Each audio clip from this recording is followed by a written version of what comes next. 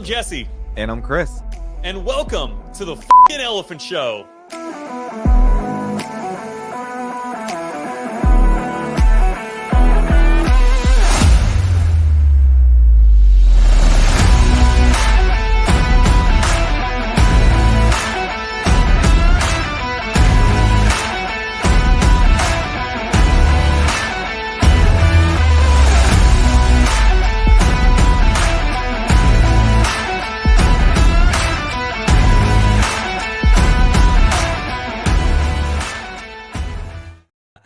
Yo, Chris, what's going on, man? How are you this morning? Amazing. I'm a little out of my element. I'm in my bedroom, but I am here.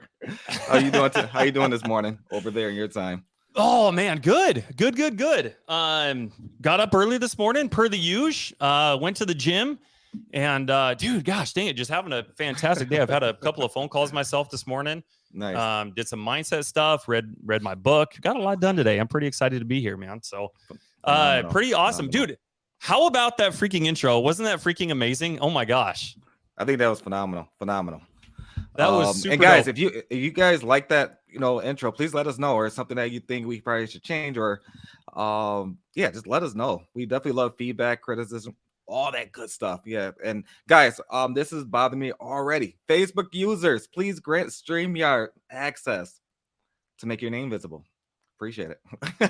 We would love to interact with you. So for those of you guys who haven't been here regularly, or maybe aren't sure what Chris is talking about, if you guys are watching this, probably like in the creative group, or maybe even in some of these other groups, I know we're streaming in some of the local Alaska groups up here as well. And if you're watching it live, there's a link in the description just above the video where it tells you, hey, click this link and grant StreamYard access to share your name or something like that. Carlin, yes, we can see you. Thank you. But this is how you guys show up on our end. So we love to interact with you. We love to know who we're talking about. You guys can probably see it from your end, but until you click that link, we can't see who we're interacting with. So appreciate you guys. But thank you nonetheless. Thank you very much for the kind words, and thank you for being here. Really appreciate you guys. This is awesome. Absolutely. Angel, just to let you know, the StreamYard link is always, I believe it's always a new one every single time. I can verify that with the powers to be, but I can definitely verify that, see if it's the same link or is it a new link every week. So I'll verify that and let you know.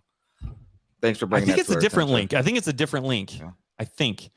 So everyone's asking what link. If I could share my screen, I would. So if you're watching, everybody who's asking this is watching on Facebook and not YouTube. If you guys are where you guys are watching it live, just in the description, just above the video, there's a link, and it'll say grant StreamYard access to share your information or share your name or something like that. Let me see if I can put it in here. The link for you guys to get in. Let's see. So I just put it in the side chat for those that can see it. I'm not for sure. I went to YouTube. I see it with the StreamYard. And it's on the tubes of the U variety. And also, let me just see if I can do Facebook for you guys as well. So you do have access to it moving forward. There you go. So I just put it in all platforms. Again, we're streaming live from Facebook, YouTube, StreamYard. And guys, so excited to be here. So excited. Dude, this is awesome. I freaking love this. We got some amazing stuff going on. Chris, how was your week, dude? It was overwhelmingly great. Like it was like literally every single day. I'm always grateful, right, to be alive and all that good stuff. Yeah. At the same time, very humble. There's a lot of opportunities that risen within our company, just within a lot of different aspects of real estate, and it's just great. Every day you just face with a new obstacle, challenge, whatever that specifically may be, and you just take it by the horns and just go. You just go. You don't run away from it. Yeah. It's funny that you said that. You said overwhelmingly great. There's a quote from Ed Milet. I'm pretty sure it was Ed Milet. I'm pretty sure he said it, but he said that he is always blissfully dissatisfied. Yeah. So it just made me think. I was like, man, yeah, no, it's synonymous, right? Same thing. Like, there's so much to be grateful for. It's better to be overwhelmed than underwhelmed. Dude, we got some amazing stuff going on. I don't know. Dude, can we talk about that New York deal we're working on, or should we hold off on that? We don't have to dive too deep into it. I thought it was a pretty cool deal. Yeah. Yeah, go ahead, shoot for it. Yeah, no, we got some really cool stuff going on, guys. This is all from just networking, and you never know where opportunities are going to provide themselves. And so we're always, like we said, we're very intentional. If you guys follow Chris and I, if you guys are following our show, or if you're brand new, that's our big I word. If nothing else that you take from the show, just be freaking intentional in anything that you do. You know, I don't know what you guys do in your W-2s, your business, your hobbies, whatever that looks like. Just be super, super intentional with it. Just get to the point where you are so intentional that regardless of what anybody is thinking about you, what anybody says about you, if you're you shouldn't be worried about anybody else anyway. The only person you should be worried about is yourself. And if you're competing with yourself, but get to a point to where regardless of what anybody thinks, you are just so freaking undeniable. Regardless, if anybody likes you, if they don't like you, if they love what you're doing, whatever, get to a point to where no matter what, you can't deny. You know, whether you love Michael Jordan, whether you hate it in person, whether you played it against him or whatever, you can't deny that he was the greatest. He was the greatest, right? He was the GOAT. So get to a point where you're just being absolutely intentional. When you guys come in here, treat these meetings like when you guys post in either on YouTube or on Facebook. We love to see you guys. We're happy to have you guys here. We love the positive energy. We love the comments, but also be intentional with networking. You know, come in here and maybe come into these meetings with an intention of networking with 10 other people this week. I'm going to find 10 people in this Zoom. I'm going to reach out to them individually, and I'm going to find a time where I can personally have a one-on-one conversation with them next week. And I want to learn about them. I want to learn about their business. I want to learn what the bottlenecks are, what's going good, what's going great, and how can I come in and provide value. Lead with value. When you're networking, networking one-on-one, guys, be interested, not interesting. Absolutely. So the reason I preface with all of this, guys, is because we got an opportunity in New York, and we're going to be taking possession of it February 15th, I think. Yeah. Right, Chris? If I got the date right. This is a super, super neat property. This is well over $10 million. It's a creative thing, and this is going to be kind of unique. I've never done anything in this realm. I mean, we were kind of brainstorming on things over the last week, and especially yesterday, with what we're going to do with it. And you know, I mean, they got people that are like, just for example, and I didn't really, this is all kind of new to me specifically, but you got people that'll book I guess book times or showings or whatever. I don't know, with this property where you have influencers will come and they'll shoot videos, and you know, they'll pay $25,000 to be there for 5 hours. Yeah, absolutely. And it's like, wow, this one's going to be really, really unique. This is going to be awesome. So we're hoping that our first big event is going to be sometime in May, and we're going to do like a big mastermind thing. It's going to be a big blowout. I mean, this thing's like, I don't know off the top of my head, like, I don't know, 15,000 square feet, something like that. It's got like 1 million bedrooms, even more bathrooms. It's got like 4 swimming pools. Like, this thing is nuts, man. This is super cool. It's amazing. So, yeah. And all of this came about simply just because Chris and I were intentional with our networking, the people that we wanted to work with and do deals with and make money with. I mean, you never know where those opportunities are going to present themselves, guys. So when you guys come into, you know, when you guys are here on our show, whether you're on Pace's show, other Elephant Leader shows, go in there with some intention. Write it down on paper. I've always got my pen. Anytime I got the camera on, dude, I've always got a pen and paper. Chris is a quill and ink kind of guy. He literally writes everything down. Thank goodness, because I can't tell you how many times we've had to go back and reference your notes for things, conversations that were had, meetings we had with people. Oh my gosh, amazing. But go in there and write down, what do I need? What do I want from this show? Like, what's going to be my takeaway? How am I going to be intentional with my time here? You know, we don't want to turn this into a thing where you guys come in and consume content. Well, you guys take an action. Be here, come in here and hang out with us, and let's do some things together. Let's be intentional here. So yeah, we got some really cool things going on. And that was kind of a highlight of the week. That property will be one of them for sure. So I think we're going to end up flying down. This will be the first time I've ever left Alaska, Chris. I've never seen planes or cars or anything like that, man. Anytime I got to go get my meat, I either, kill the moose out in my front yard, or I got to load up my family on the dog sled and go to the bigger igloo with the meat there. But I'm pretty excited for this, man. I think this will be awesome. Never seen a swimming pool in real life. So I almost feel like the Beverly Hillbillies in kind of way. You ever seen that movie, Chris? Yes. Yeah, I know exactly what you're talking about. I know exactly what you're talking about. They get into Los Angeles and they get flipped to the bird, dude. And he's like, well, Jethro, what do you think that guy's pointing at? Well, I reckon that's how they say howdy in California. Speaking of which, not to like deviate too much, but that property that New York property, you probably saw it. I mean, it's got about 1 million different staircases. This thing has an elevator in it, but there's a staircase on each side coming down, and I instantly thought of the Beverly Hillbillies when he has Jethro, right? Because Jethro is like the educated one.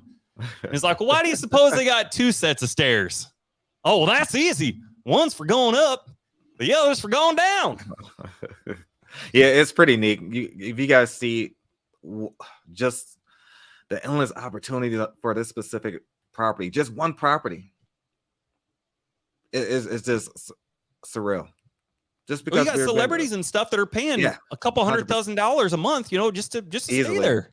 Yeah. It's like, so we're super excited about it. There's definitely more to come on that. And, we can't wait to, give you guys the full overall picture and overview exactly what that looks like. We're pretty stoked about it. And, to be continued. It's going to be very, very, I kind of want to tell them more, but I don't want to give too much away. Yeah. Let's we'll definitely talk more about it as we come. This will be kind of cool. I think we're going to end up turning it into like a case study as well and show you guys, how we're doing things, and just going to kind of give everybody a peek behind the curtain when it comes to some more of these luxury type properties and creative finance and all that kind of stuff. It's like Alaska here. Isn't Michigan the one where they're like, hey, where are you from in Michigan? Isn't like the hand one? Or is that? No, that is Michigan, isn't it? Yes. To answer this question, 100%, Luke. There's going to be all kind of influencers there. All kinds. So stay tuned for that. I just looked at the comments on my personal phone. I look like Michael, you have to grant StreamYard. So no, we cannot see it. And again, guys, we are streaming live. We are streaming live from Facebook, YouTube, and StreamYard. I will verify from Angel's initial question earlier, just to verify if it's going to be the same link every single week. And I'll probably make a post within the Creative Finance group and also our personal pages, just to make sure everyone's fully aware. But we will get you that information. Again, thank you guys for being here. That's going to be almost like all things, not just creative finance, but all things real estate, understanding transactions, and more so different parts of the transactions, again, going into the nitty gritty. So if you guys do got questions along the way, please throw them in the chat and we will answer them as we see them. Yeah. Awesome. Looking forward to that, dude. You know what, real quick, before we get started, I got one more thing totally. I want to share with you. It was just kind of a neat epiphany that I had yesterday. And so, as you know, we got that one property we're buying in Florida on Sub2 for like 10 grand. Mm-hmm. And coincidentally enough, the seller, guys, lives in Alaska. Like, what? There's like 2 people that live here, and one of them is me, and the other guy is the guy who owns the property in Florida. Like, craziest thing, right? So this guy lives in Anchorage, which is about 40 minutes south of me. So I live in a town called Wasilla, about 40 minutes north of Anchorage. And at the time that I called him over the Christmas break, I think, and he was down in like Washington, Chris. He was visiting. He's got family and stuff down there, and then he's got other family in Idaho, coincidentally enough. And then he ended up getting it back up to Alaska, I think, a day or 2 ago. So he texted me like, "Hey Jesse, I just flew back into Anchorage. Let me know what your schedule looked like. Let's meet up and grab a cup of coffee, or let's go grab a burger or something." And so we met up. He drove out to Wasilla, and we met up at Red Robin yesterday, and sat and had a cherry Coke and a basket of fries. And I brought my 3-year-old son Cole with me. Now, as a father yourself, you can really one of the coolest things about doing what we're doing is you get to teach and our kids and our family about these types of things. And it's neat to see their shift in mindset and you know, how they're taking and processing that information. And as you know, I've before I jumped into real estate full time, I was in the Air Force, and a lot of times when I had to run to work, I'd take my kids with me. They'd love to, go look at planes and stuff when we had to go on base. And so they enjoyed that aspect of it, but they associated that with work, right? Like that was kind of what Dad did. And so when I had to go on base and I'd run to the office and I had to shoot out an email or, whatever it was, the kids kind of jumped in the office chairs and kind of, did their thing and span around and played and all that kind of stuff. And then we'd drive back home.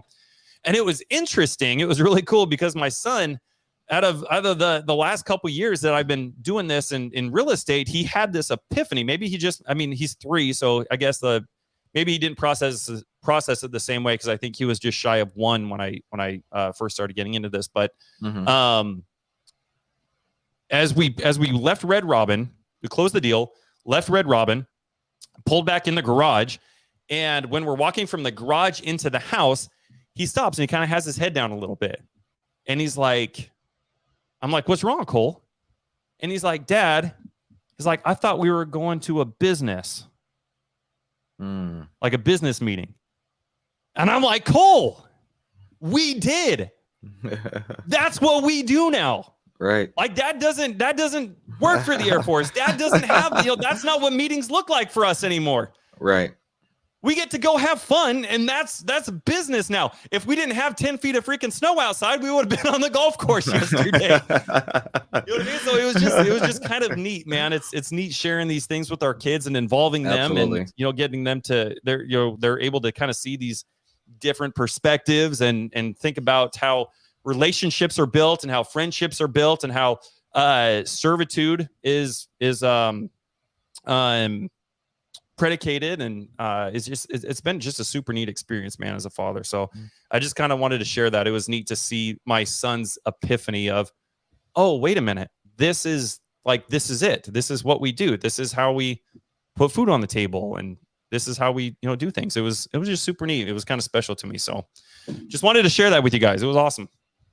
Oh, absolutely. Julie, good to see you here. Good to see you here. Pansy, I see you in the comments. I see a lot of people are connecting, but we cannot see your name. We can't see. It says Facebook user.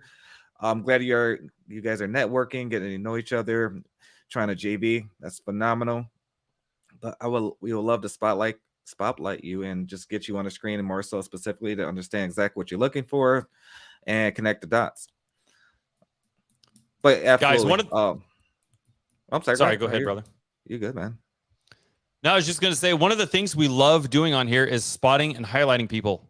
If you guys have stuff that you need, like that's what Chris and I love.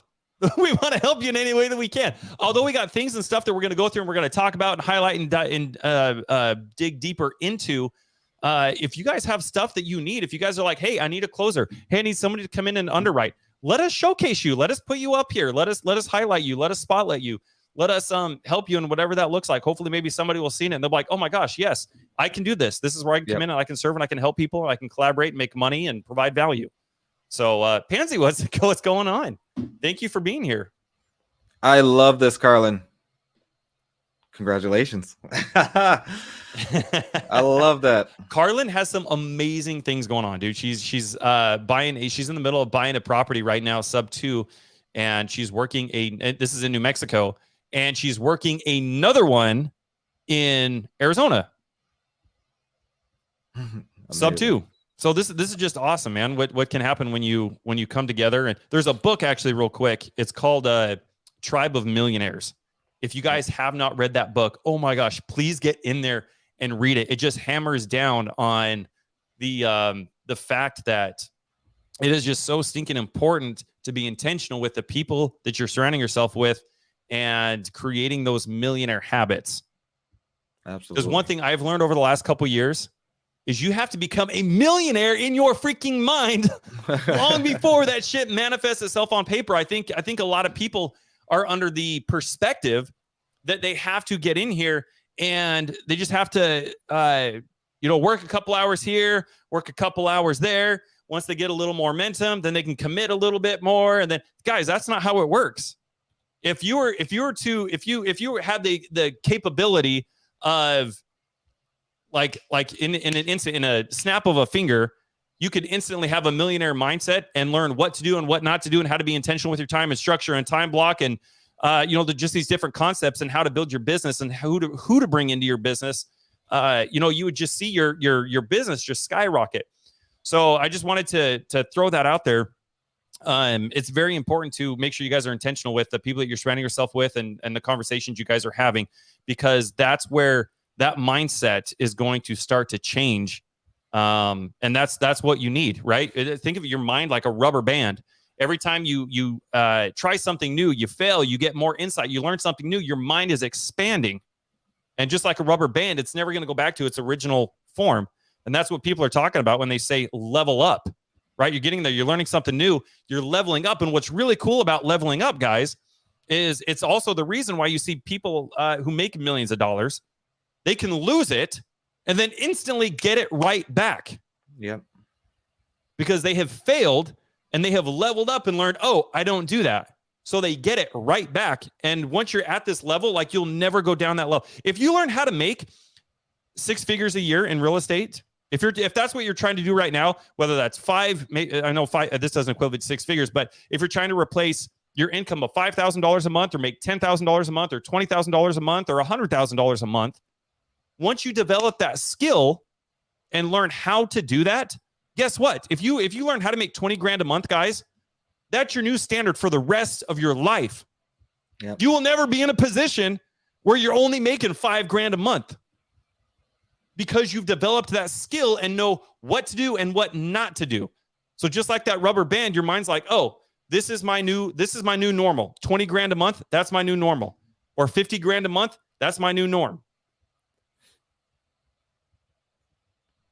So anyway, not to go off on a tangent, but that's what that book is really all about. It's super insightful. Get yourself a Calendly account and debt your hours. Keep a schedule like that, and you'll be more intentional with your time. 100%. That's what Chris and I did actually at the beginning of I guess it was last year. Yep. That's exactly what we did. That's how we started getting a lot of traction and stuff in our business, because we did exactly what Nicole is outlining right now. We created a Calendly account, something that we could stay consistent with. We blocked out like 5 or 6 hours every single day, Chris. Yep. I mean, we were doing 30 to 40 hours a week right. in just one-on-ones. That didn't include anything else in our business, calling sellers and on everything else, man. So yeah, do exactly what Nicole is talking about. You guys are wanting to do some big things this year. We're still early in the year. I mean, we're only 14 days into the new year. So we're about halfway into, not the new year, but into January. I do that. Create a Calendly account and time block hours or minutes or whatever that looks like for you guys. You can stay consistent. Maybe that's Monday, Wednesday, Friday. Maybe that's only 30 minutes Monday through Friday. Maybe that's for an hour on Tuesdays and Thursdays. Whatever that looks like for you guys, just do it and stay consistent with it. Be intentional with that time. Absolutely. And Kev, I just happened to see this comment specifically. I may have to cancel my first contract. Not looking at it as a negative. I'm seeing the positive of taking a step. I've never done this before. One step closer to getting a deal done. I love that. Jesse and I really have the mindset, like, literally every no is you're closer to a yes. You're going to receive 1,000 no's before you get that one yes that really could be either life-changing or closer to your next deal or opportunity. You just never know. But I love that mindset. Kevin's an amazing individual. Before you cancel that, let's hop on a call and see exactly what that looks like. Maybe we can restructure it a little bit. I'm not for sure if it's a cash creative, but maybe we can restructure it. I'm not for sure what that looks like, but I see you guys are squatting up in the comments. Maybe you may have a buyer in the comments. I'm not for sure. I did see somebody say they're in North Carolina. It says Facebook user. I don't know who you are. If you put, it just says Facebook user, guys. We really want to spotlight you so we can get your deal or whatever you're working on across the finish line, but we have to know whom we're speaking to. So let's see, North Carolina. So yeah, no, 100% Jesse. I mean, cut you off or anything, but I think that you didn't. Was 100% correct. And Kevin's saying it's North Carolina. It's in North Carolina. Yeah, if it's something creative or anything like that, Kevin, let's just hop on the phone to see what the next steps look like. Jesse and I could definitely walk you through that, and maybe we personally may buy it. It all depends specifically what the numbers or margins look like and what kind of asset it is. So yeah, absolutely.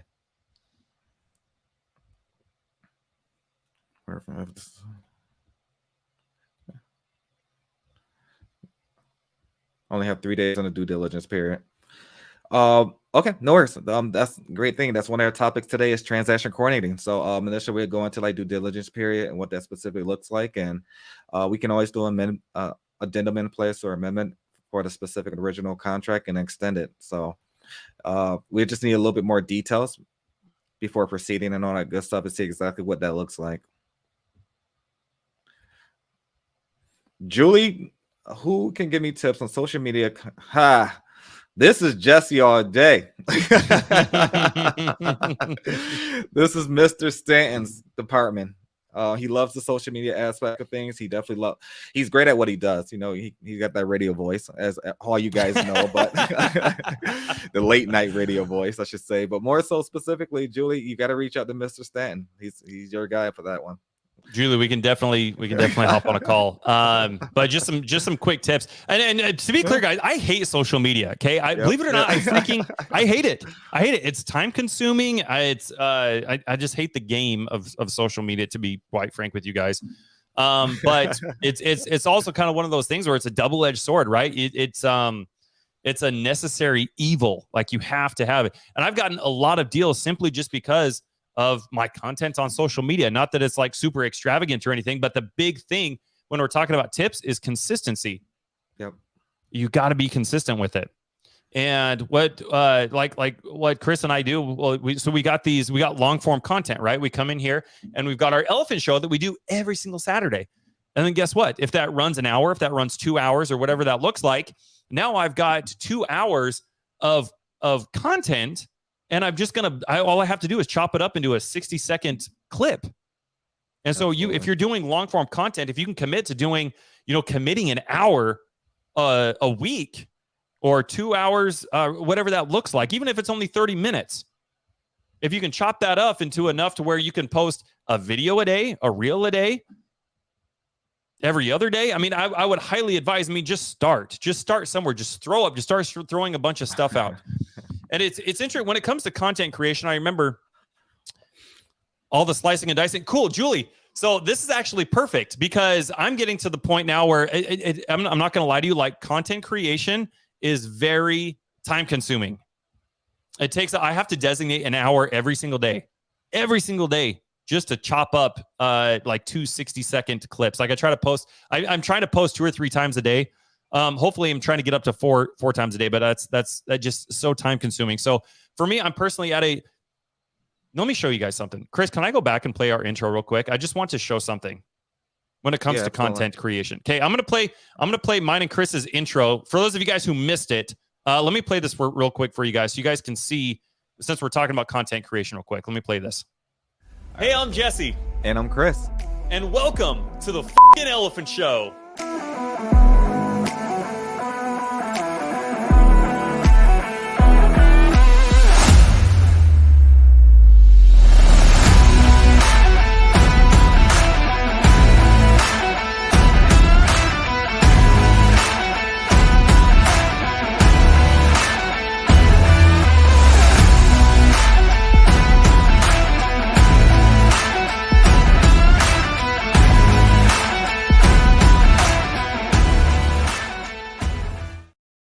Dang, dude, that was awesome. I love watching that. I could almost watch that as I'm going to the gym, dude.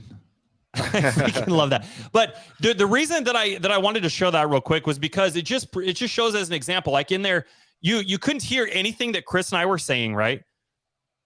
Like, there necessarily wasn't any value or anything like that, but just how it was pieced together shows that there's a little bit of credibility now there, right? It's like, oh, okay, it's a little more official. It's a little more personable. We know who they are in the beginning. And guess what? I didn't do anything with that. I didn't even create that entire intro. A gentleman named Nick Valet created that.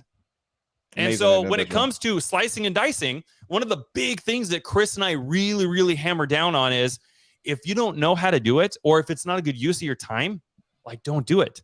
Yep. There's a book called Who Not How. We've talked about it a handful of times, and you don't have to be the one to know how to do everything. You don't need to know how a transaction goes from A to Z. You don't need to know how to negotiate something. You don't need to know how to underwrite something.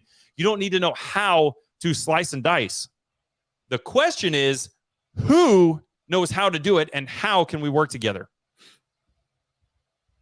So if there's anybody else, if you guys have content or things that you're wanting to do, Nick Valet, Nickvlay. I think it's AY, not Eway, right? Let me double check real quick. I want to make sure I got his spelling right. Yeah, it's Nick Nick Valet, VLAY, who did our intro for us, and he did an amazing freaking job. And if you guys, he does content. That's kind of one of his businesses, where if you guys need content, if you just don't have the time or don't know how or don't want to do it, guys, I would go work with Nick. Go bring somebody else in your business to just work all the social media stuff. I don't know the entirety of his business, but maybe it actually might be a good idea to kind of have him come in on our show one of these days, and we can talk about branding and content creation and slicing and dicing, what works and what doesn't work, and algorithms and all that kind of fun stuff. Would you guys get value out of that? Should we do that? Should we have one day that's kind of designated? Because everybody, what's neat about this is the everybody here who's watching us, presumably for the most part, I would imagine most people are probably affiliated or doing something involved some way in the Elephant Challenge. Whether you guys are doing single family, I know multifamily is kind of a big deal right now. So we'll be diving a little bit deeper into that as well today. But yeah, thanks. Give Sports Center vibes. I appreciate that. I thought it came out pretty well, man. Probably minus the F-bomb, but yeah, you guys don't need to know. You guys don't need to know how to do things. Whatever that is, you just need to know the who that does. Absolutely. And once Chris and I understood that at a higher, there's probably two things that have aided in my growth, my personal growth and development this year, when it comes to learning about business and scaling and really setting some reaching goals, but realistic goals. And one of them I'll share with you was some advice Chris and I got while we were at our we went to was it last March? Last March, the mastermind. That's where Chris and I met, and then we became business partners officially. We went into business June 1st. But one of the biggest pieces of advice, in my opinion, that we got, would you agree, Chris? I think you know where I'm going with this. Absolutely. It's not who you think you are that's holding you back. So let that simmer for a second. It's not who you think you are that's holding you back. So when you think about that for a second, think about, who do you think you are? A father, a husband, a mother, a sister, a friend, a neighbor, a business partner, a community leader, a church leader. So think about who you think you are. Maybe it's the fact that you want to make a ton of money so you can go back, you can contribute to the community. You can go buy stuff for your kids at school. You can go help, homeless vets. You can help your children. You can help them understand. So think about those things for a second. Facebook user says, too many things to list. I wish I knew your name right now. I'm looking at on my phone. It's Nick. Is it Nick Valet? No, Nick Stangle. I think Stango. Appreciate you being here, Nick. Either way, thank you. But so think about this for a second. It's not who you think you are that's holding you back. So if those are some of the things that you identify with, and those are some of the things that you want to be, that's great. That's not what's holding you back. Okay, who you think you are, or let me go back. It's not who you think you are that's holding you back. It's who you think you are not. If you don't think you are the type of person that can leave your job by December 31st, that's what's holding you back. Absolutely. If you are the kind of person that thinks, man, I don't know anything about multifamily. I don't know anything about underwriting multifamily. I need to go learn those things before I move forward. That's the type of shit that's holding you back. If you think, hey, you know what? I want to build a business. I want to build a 6-figure-a-month business. I want to build a 7-figure-a-month business. But that's 20 years down the line, 10 years down the line. Guys, that's the type of shit that's holding you back. So once you flip the script, once you change your thinking and you understand that, now start looking at it from the lens of, okay, I want to go make $1 million this year. Or maybe you want to make $100,000 a year, 500, whatever your guys' goals are. Maybe it's making $3,000 a month. Maybe it's $5,000 a month. Whatever that looks like for you guys. If you think you are the type of person that's not capable of doing that or accomplishing that this year or this month or this the first quarter, whatever that looks like, guys, that's what's holding you back.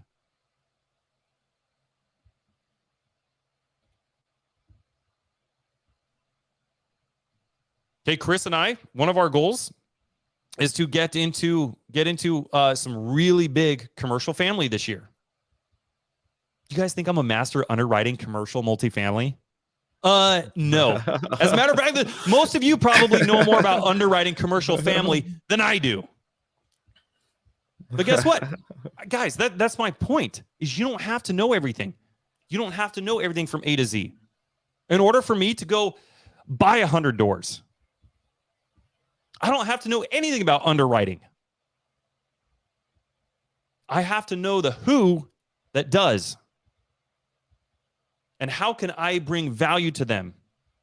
How can I bring them into my business? How can we do some cool shit and make some money? Yeah. So whether that's social media, whether that is, wanting to develop a skill like underwriting or learning about systems and automations, marketing, sales, negotiation. This is actually kind of a good segue into what we're going to be talking about, Chris. And I like that it happened kind of organically. Mm-hmm. But for those of you guys who are familiar with avatars, that's the entire reason why avatars exist. Because a lot of people, as most of you guys are probably seeing or have experienced, jumping into real estate is like drinking through 10 fire hoses. 10 minimum? I think that's on the 10 low minimum. spectrum. I think that's on the low end. I kind of undersold it there, didn't I? Yeah. That's real estate though, right?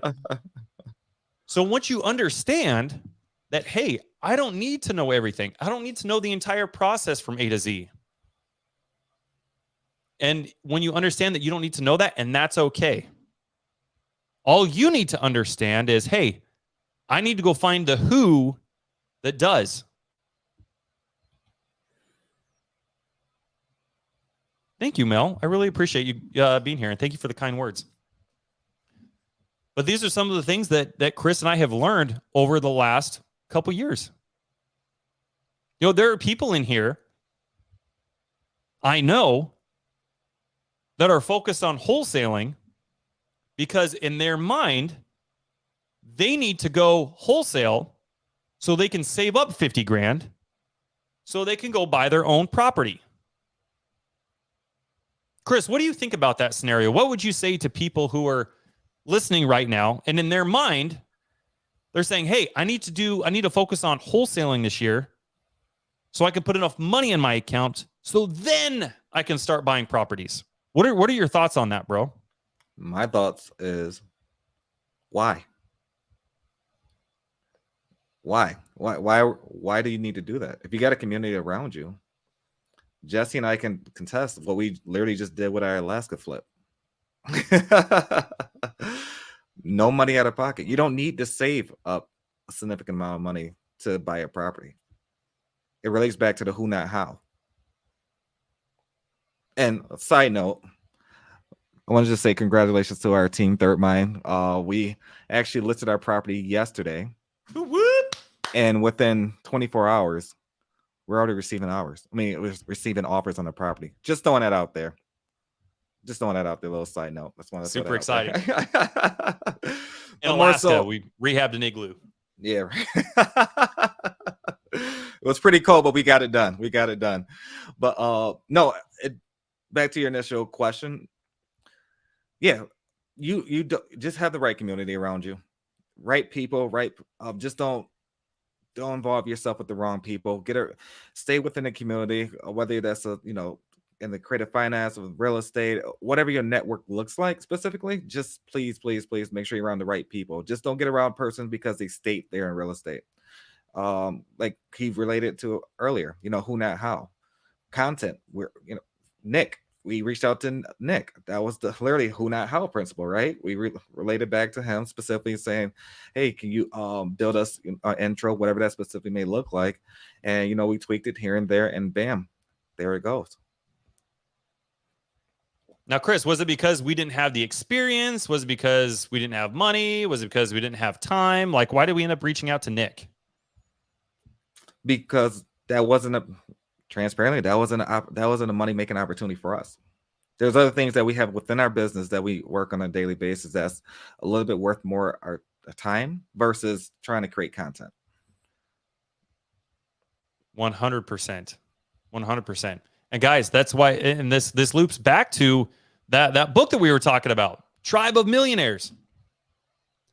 If you had a tribe of, literally, guys, think about that. If you had a tribe of millionaires around you consistently, what would that do to your mind and what you think you are capable of, what you think you are not capable of? I love that I'm getting comments in here. I love that you guys are like, dude, like you're speaking directly to me. Kevin, dude, I appreciate that. Thank you.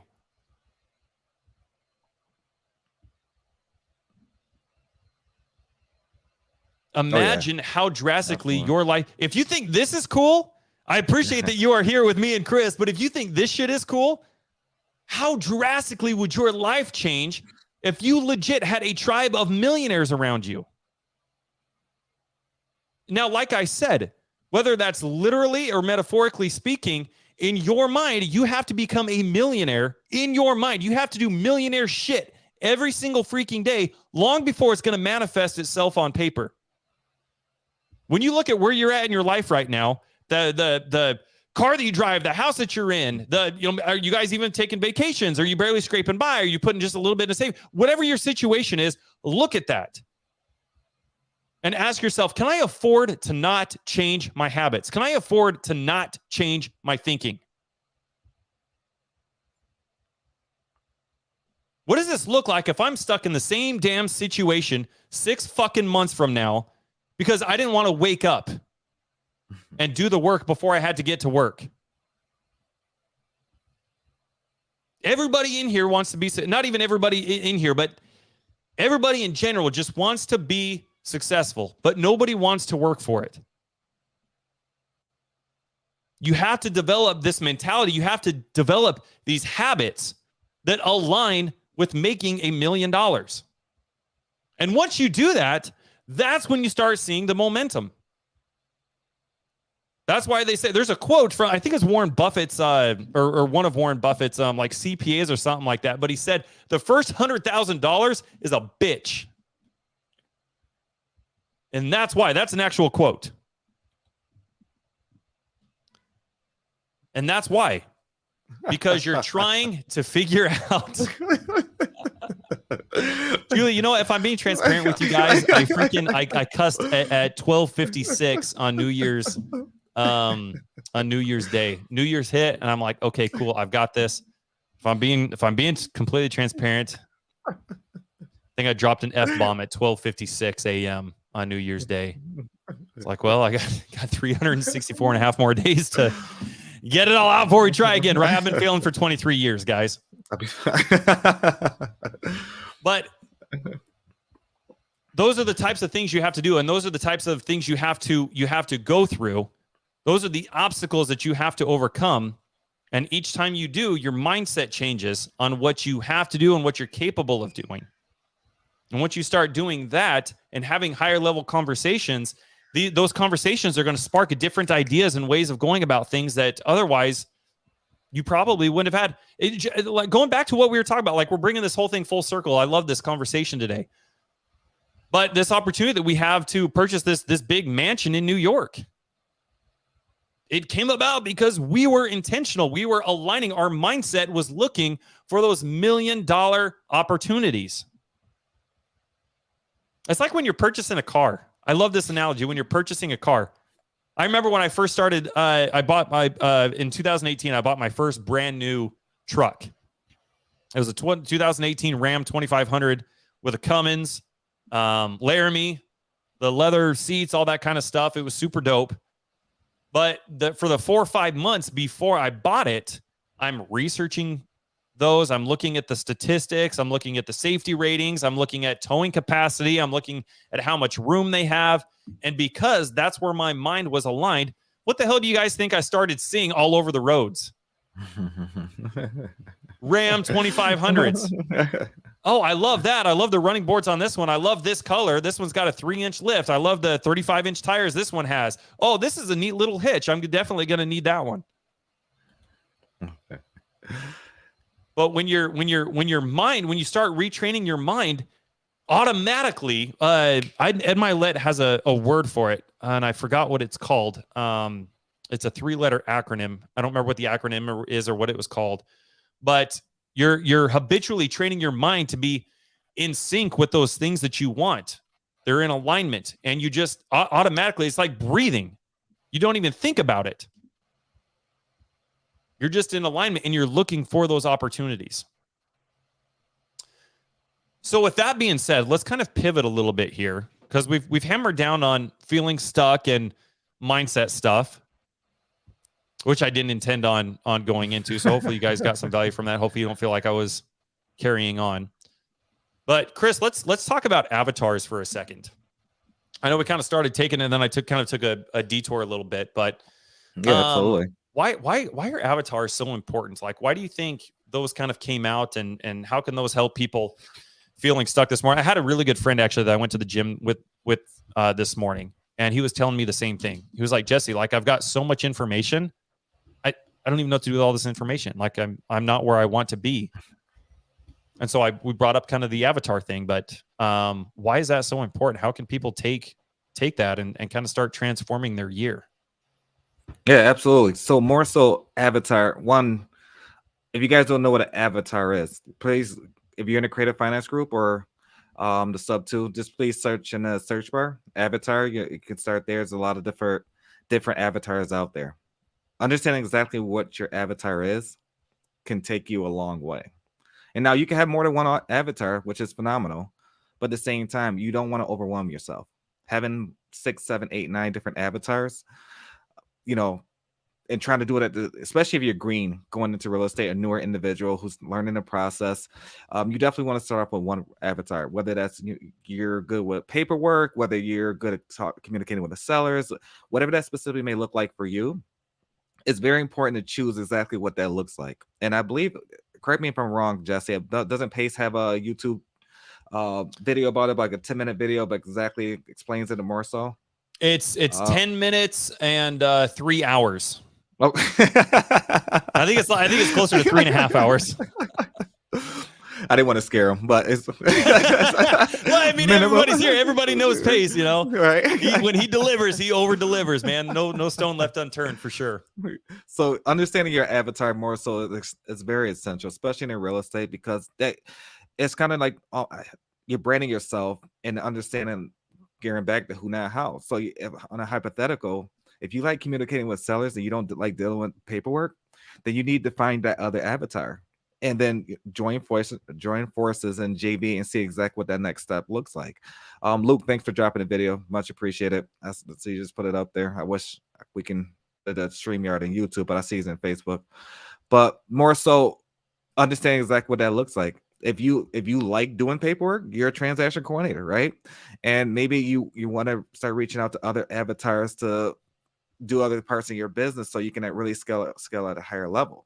Jesse and I specifically, and our third business partner, Colin, we all have our individual avatars, right? And at the same time, the other avatars that we possibly may need in our business, we source it out and see who can actually help us facilitate the next step. And it kind of relates back into scaling your business. You can't scale it alone.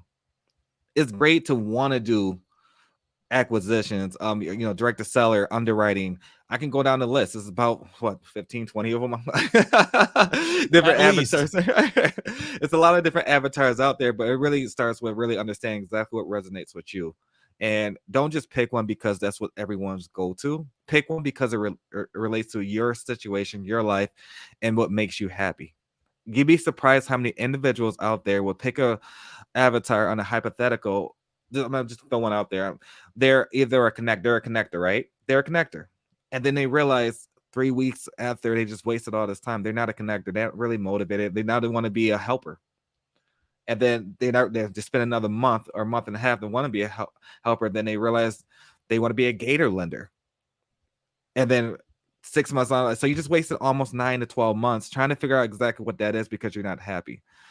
Understand exactly what that looks like for you. If you got a W-2, make it flow with your W-2. And pick whatever that specific Luke says me. Whatever that looks like for you and your W-2, and you're happy with that, stay consistent with it. And then once you master that element of whatever that avatar is, then you can start, implementing different avatars. Me personally, I'm multiple avatars, but I didn't start with trying to do 6, 7, 8 of them at one time. I started with one. I was very intentional with one, understanding how to execute that avatar, how I can provide value to other avatars, and what that specifically looks like. And once I started doing that, then understanding that not the craft, more so that specific avatar, then you can really, really start doing the nitty gritty. And there's a lot of avatars on there I will never touch. Transparently, I will never touch. I know what I like, and I know what I don't like. And same thing with Jesse. Jesse knows what he want to do and things he loved to do. And that it really kind of relates back to all of it.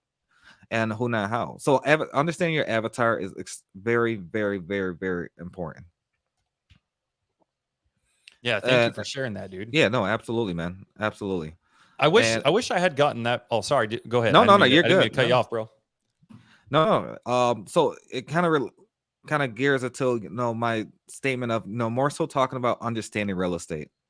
Once you understand your avatar, you would definitely understand exactly what the next steps look like.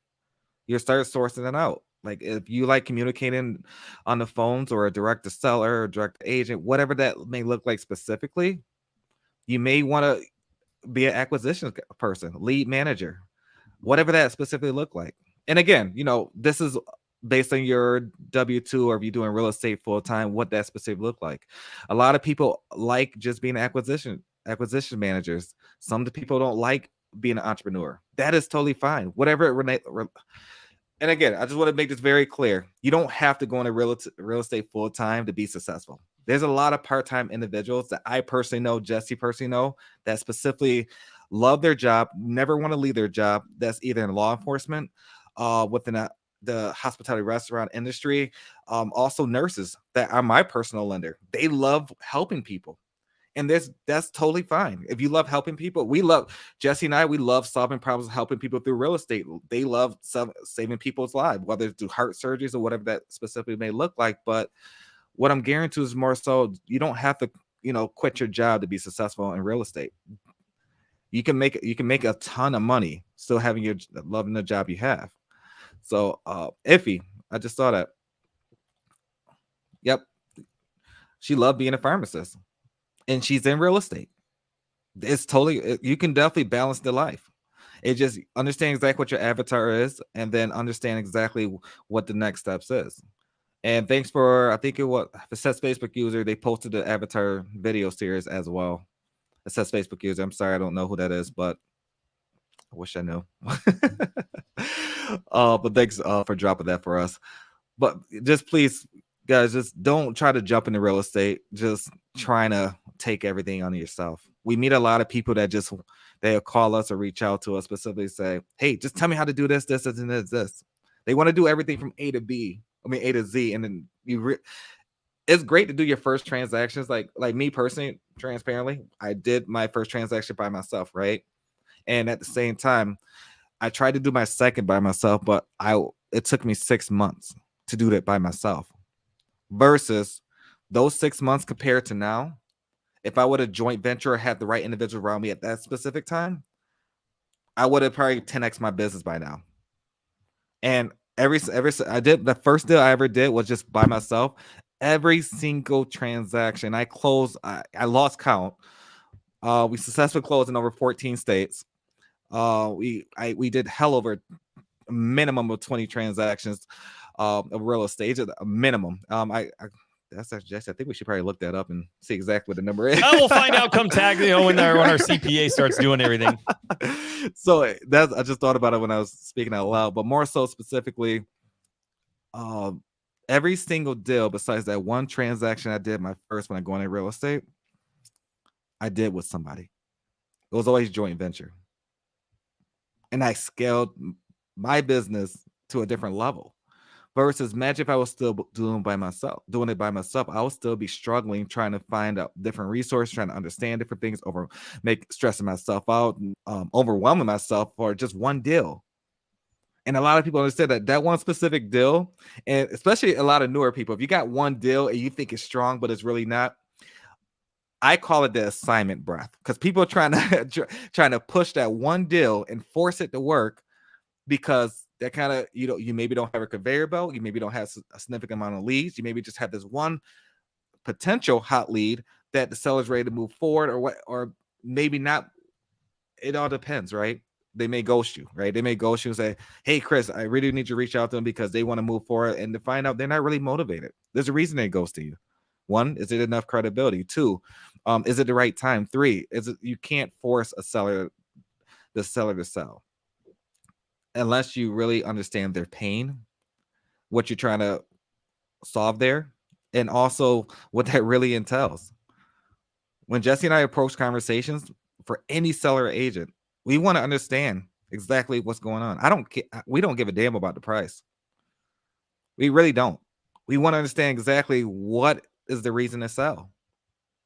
Like, why are they going to do it through a divorce? And sometimes now, if you're talking to an agent, they don't know. They're not doing their job as a client to understand the seller's their specific client's full understanding of what's going on.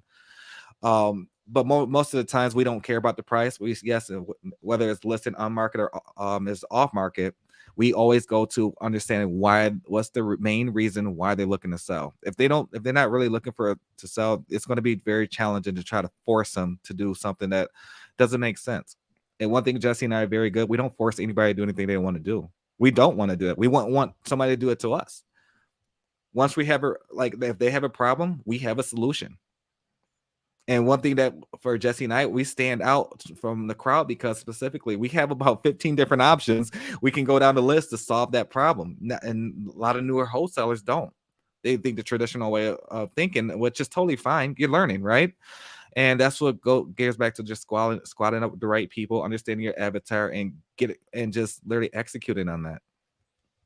SuperMario, great to see you, man. SuperMario, phenomenal individual. If you guys are not going to his weekly and daily meetings, I think they're still the same time. I'm not for sure if they change or anything like that, but yeah, he's 100% right. Focus on finding motivation, not creating motivation. I could not agree more. I popped into one of his meetings one time, and right when I popped in, he was talking about they were going over the sales process, and one of the things that he said was, it's not our job to convince the inconvincible. Yeah. Oh, I love that. I love that. Dude, he's always dropping bombs, man. Mario, I freaking love you, dude. I've got an entire book filled up of Super Mario nuggets. Absolutely. So I kind of just want to go through more so the next topic is acquisitions, right? Those who are entrepreneurs understand that acquisitions could be very important in their business, dispositions and other sides, whatever that looks like as a full scale, right?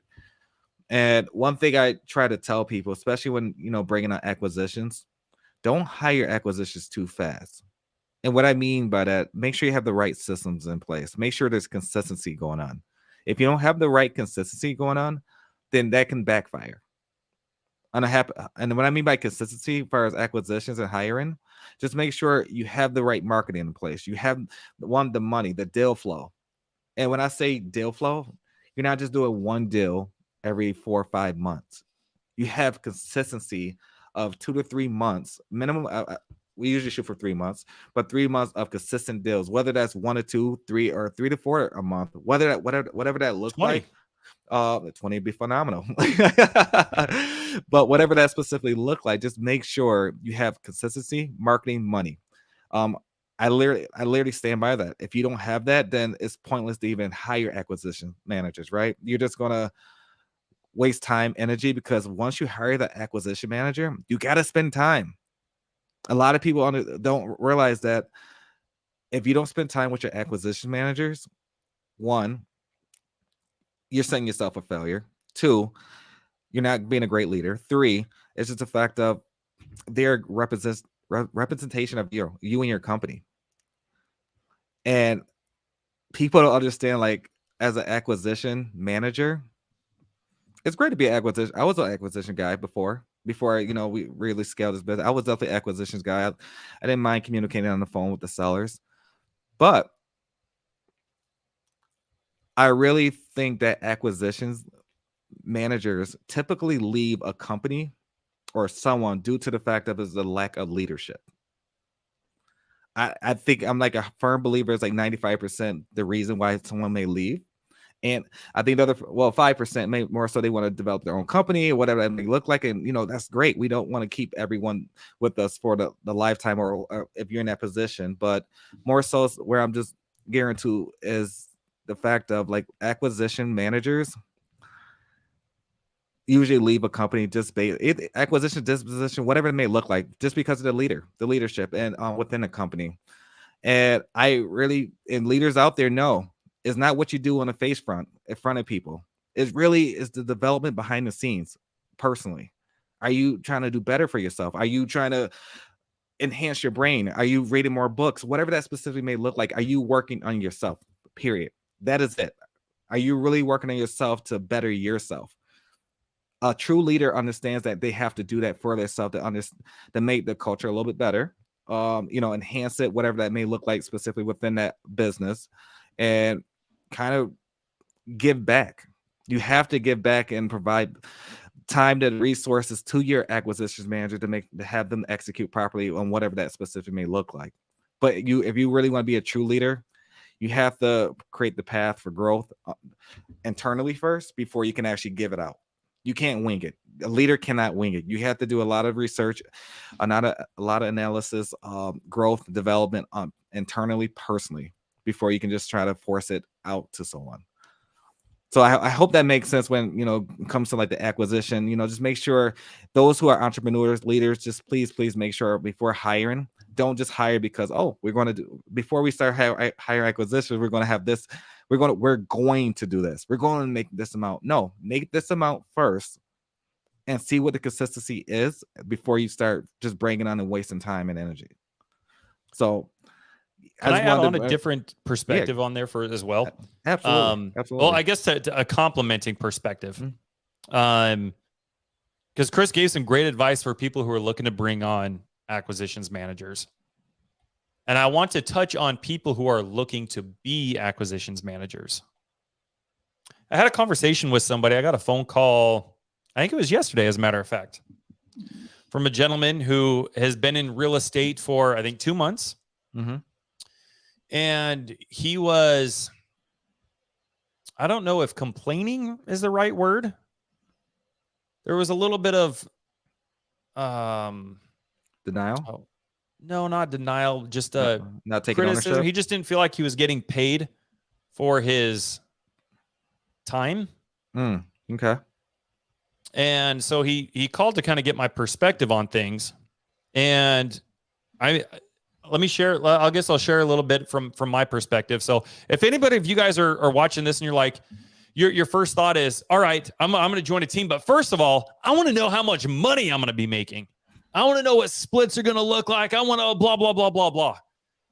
Guys, look, you have two options here. And when I first jumped into this almost 3 years ago, I thought there was only one way to learn all this stuff. I thought I had to pay for it. And I did. And I paid dearly. The first year I jumped into real estate, I probably was somewhere in the ballpark of like 60 grand. Just between just a lot of different shit, guys. Now, mind you, this was money I didn't even have, guys. Just so I was maxing out credit cards. And this was completely new for me because up until that point in my life, I didn't know anything about money, like in terms of like making money. And I didn't know the difference between, an asset and a liability and all these other kind of things. All I knew, I was very good with money in terms of budgeting and following a financial plan. And, just making sure I was putting money into savings and we were consistent and living within our means and all that kind of stuff. So from that perspective, I was pretty solid. Now, I didn't really use credit cards or anything like that. So that's kind of getting into a different thing. You got a lot of people, once you understand money, you understand the power of leveraging credit cards and all that kind of stuff. But at that point in my life, I didn't get into credit card debt. I didn't touch credit cards. I didn't you know what I mean? Like I was very financially like, hey, this is my box and I'm not going to go out of my box. And probably a lot of you guys might be able to resonate with that. Maybe you guys are kind of raised the same way.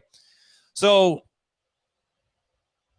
when I first got into real estate, jumping into all this credit card debt, guys, was really out of the norm for me.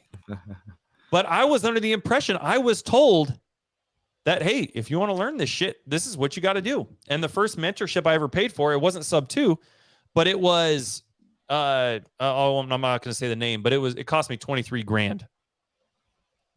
Chris, you do have a fantastic sweater, by the way, dude.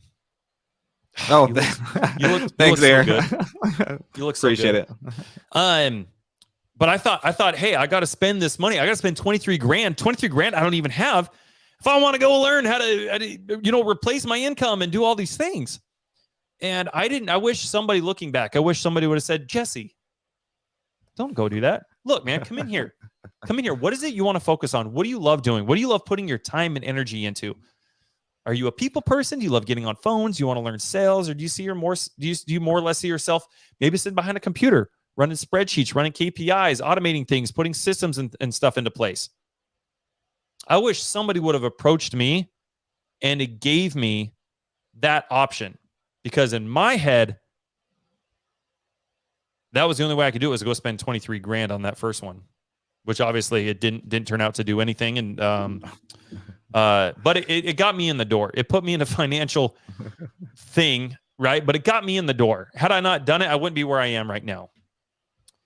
But my point that I'm getting at, guys, is if you're looking to go join a team, you need to acknowledge that, guys, if you want to learn something, like I'm totally under the like my mindset is now, if I want to go learn something, regardless of what it is, I'm going to go work for somebody else. And I'm going to go work for free, and I'm going to commit. I'm going to say, hey, I'm going to work for you for 6 months. I don't expect to take any money, but I'm going to work my ass off for you. This is what I'm going to do for you. And in return, I just want to learn. I just want to get a peek behind the scenes and see how you guys are doing things. And as I increase my knowledge, I want to continue taking that and bringing value to you guys. I wish somebody would have given me that opportunity. The last thing on your mind, if you guys are looking to jump in and be an acquisition specialist for somebody, man, just go into it and lead with value. Just say, hey, I want to know about creative finance. I want to know some of the cool shit you guys are doing. Let me come in and let me just work for you. Guys, stop worrying about the fish. Stop worrying about whether you're going to get a fish that day. Yeah. And start just learning how to fish for yourself. If you guys can put the blinders on, pick an avatar like Chris said. Pick an avatar and commit 100% to it. If that's a TC, if that is running dispositions, if that's underwriting, whatever that is for you guys. If you guys want to call sellers and learn the sales process and how to be the Michael fucking Jordan of closing deals, then stop worrying about what you guys are doing. Put the blinders on. Don't worry about what anybody else is doing. Right. Because that'll be the big thing that hinders you. That'll be the thing that keeps you guys from getting to that $1 million or whatever it is you guys are trying to do. Part of developing that millionaire mindset is acknowledging this, focusing on one freaking thing and going into it being the Michael fucking Jordan of that one thing. Bring value to somebody else and then take that and build from it. Start bringing other people into your business. After you understand creative finance like Michael Jordan, and you need somebody else to come in to do this, then start bringing somebody else in to run acquisitions. And then maybe you start, now your time is freed up and you can start building the disposition side of your business, for example. Yep.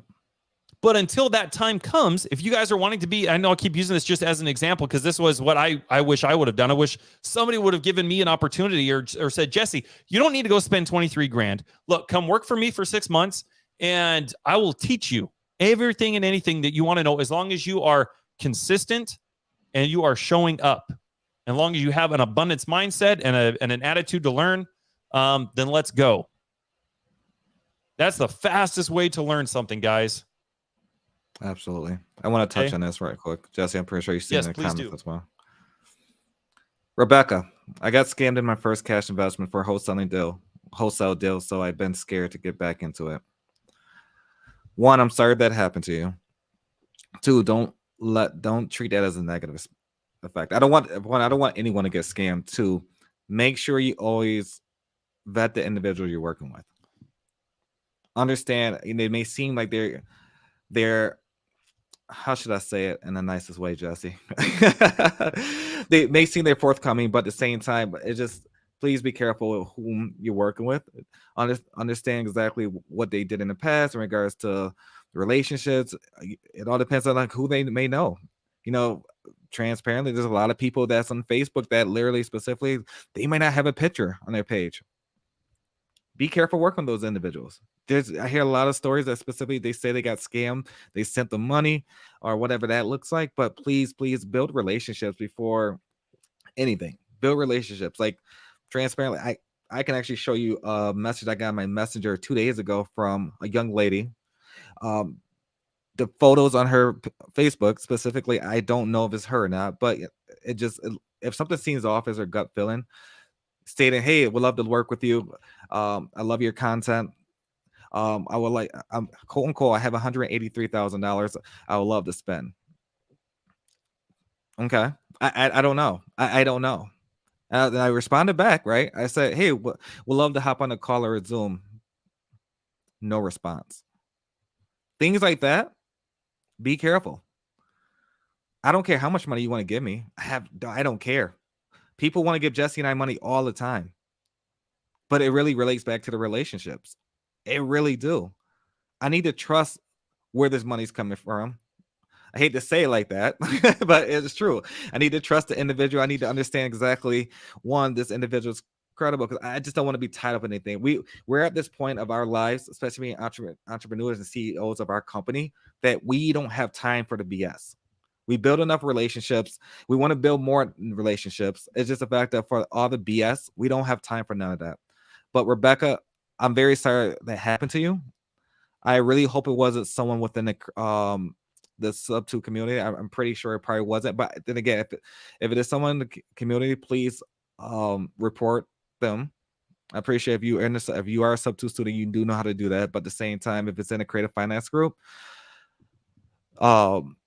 same thing. Just actually, you can reach out to me. We can figure that out together. But don't be scared to get back into it. Everything happens for a reason. Treat it as a learning lesson. Do not stare away to stop what you potentially envision in your head. Please don't do that. A lot of people, things happen. A deal may fall out of escrow. They think it's probably going to be a life-changing deal, maybe $100,000 assignment. Myself and Colin, we can teach you a lesson how not to lose $120,000. Literally $120,000 we lost. Speaking of content, that'd be good content right there. Okay. How to not lose 6 figures. That's actually a valid point there. There you go. but more so specifically, don't be scared. Everything happens for a reason. Stay positive. Even in the worst times, you got to stay positive and keep pushing. Everything really, truly happens for a reason due to the fact of, do I want it to happen to you? No, not at all. But really reflect, stay humble, and really understand exactly this could have been worse.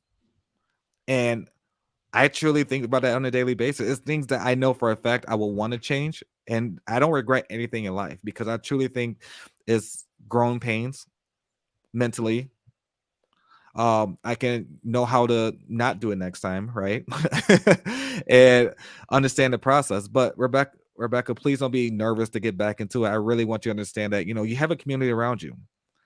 And whomever he or she was that did that to you, please, one, don't work with them again. And two, I'm very good about, Jesse is with this as well.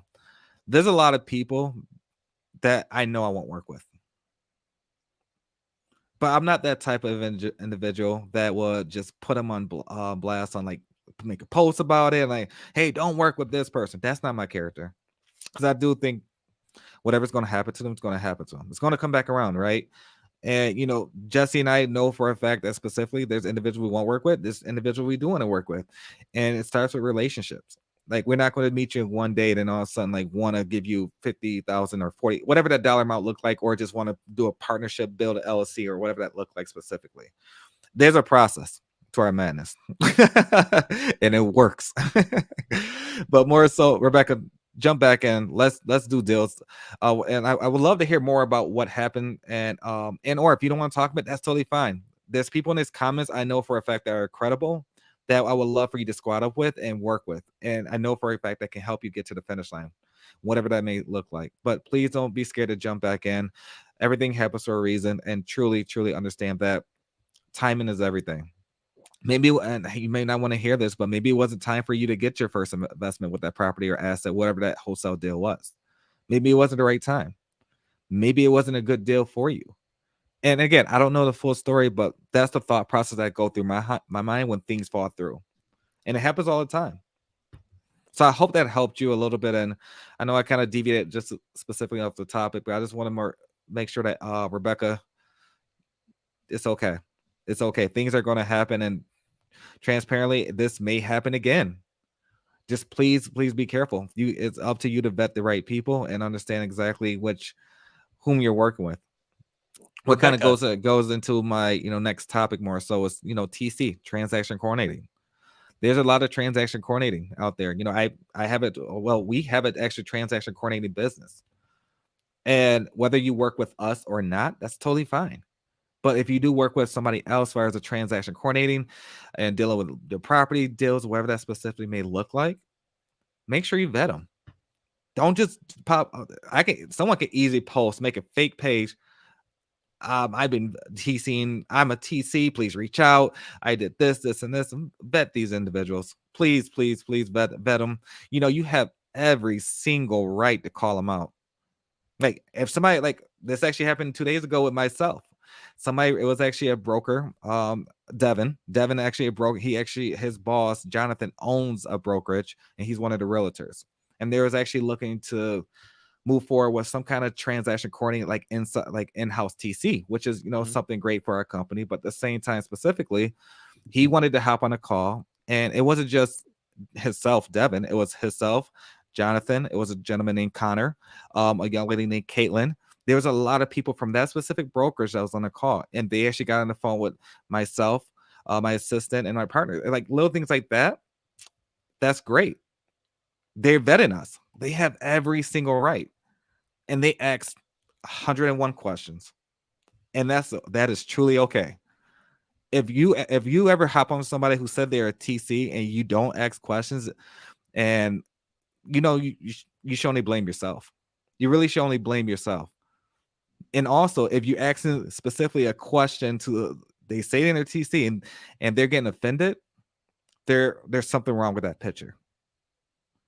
There's really something wrong with that picture. So vet who you're going to work with.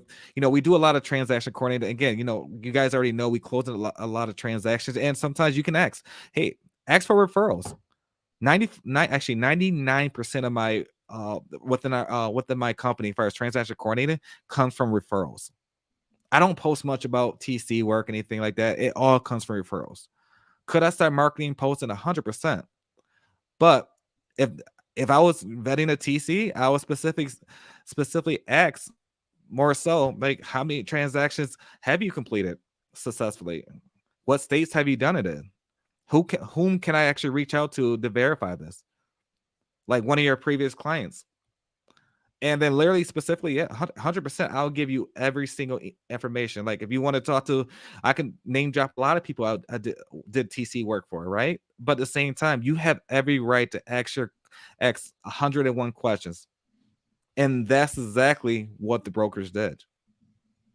And I answered myself and my assistant partner and everyone. We answered the questions, what they needed, and what that looked like. And we have to be knowledgeable, right? You got to understand, like, okay, the company you're working for is knowledgeable, they're credible, they're going to get the job done. Because essentially, TC work, a lot of people don't understand that transaction coordinating, it goes a long way. I personally, when I first started off in the real estate industry, I wish I would understand a little bit more about transaction coordinating and how important they really are needed within a company, and not just company, but to facilitate a transaction.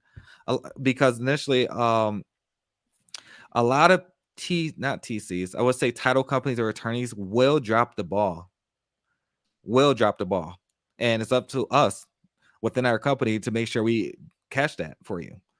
And let's see, Iffy, bank TC wholesale mindset. I'm sorry, but what don't y'all do?